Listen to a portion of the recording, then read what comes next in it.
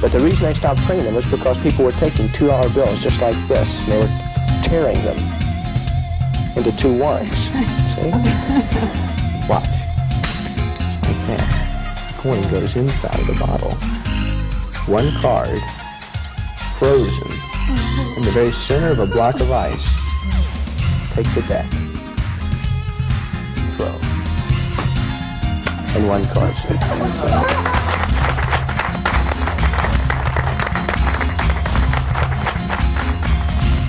This is a good trick. This is one of my favorite tricks. And you get to pick a card in this trick. So I'm going to do it real fast. So what I'll do is I'll just dribble the cards down just like that.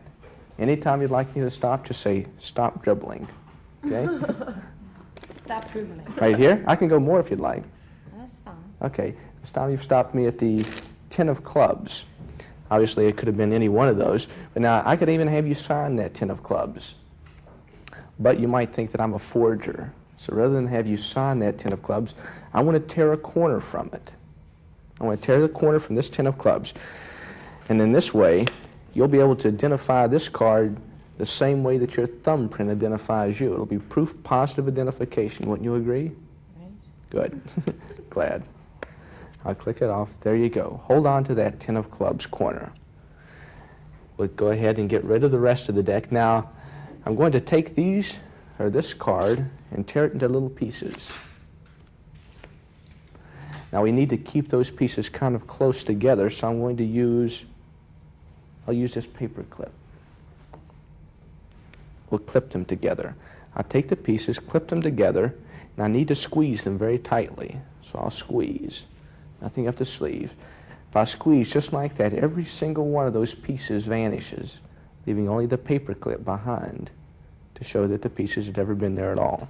Now, I could reproduce those pieces one at a time if I wanted to. Maybe you just think I was hiding them from you. It would be better to reproduce that card completely restored except for that one piece which you used to identify it with. And I'll do that for you if you'll answer a question. It's an easy one. Does the word icicle appear on this box anywhere? It's a bicycle deck of cards. Oh, it's a bicycle. That's right. You see, if I take the B and cover it, we have icicle.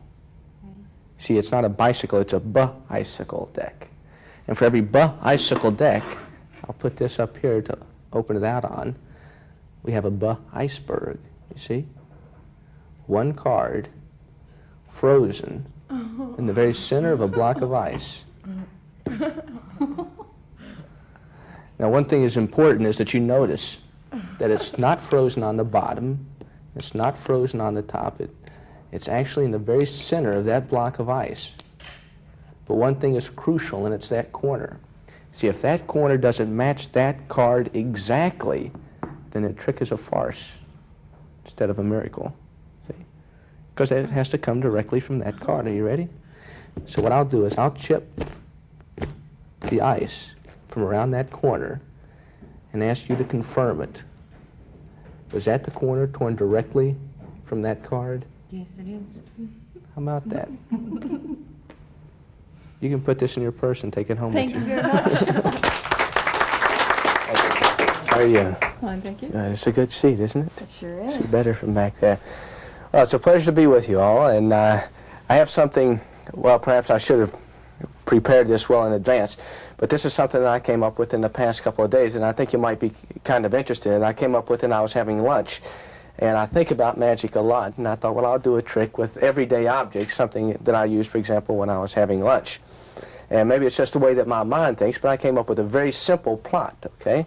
So all we'll have to follow in this particular case is a little cork ball. Actually, it's a little rubber ball covered with a little knitting of some sort there. Now, the plot here is really very simple. In this particular one, all you'll have to do, at one time or another, the ball will either be in the can or it'll be out of the can. But whenever it happens, it'll happen by magic. So some magic will take place. It's not necessarily a gambling game. So, for example, in this case, I place the ball inside the can. All I have to do is touch the end of the wand like this and wave and tap, and the ball comes out of the can like that at the tip of the wand, leaving, of course, the can perfectly empty. Now you can do the exact same thing in reverse. For example, in this particular case, I can take the ball, tap it with the wand, it completely disappears, only to reappear back inside the can. You see, it goes in reverse. Comes out and it goes back in. But I'll make it a little simpler for you. In this particular case, I'll take the ball and place it inside of the pocket, and still it comes back to the can. I'll even put the lid on top of the can like this. I'll place the ball in the pocket. And even with the lid on, the ball comes back like, oh, wait a second. If I touch just like that, another one comes out.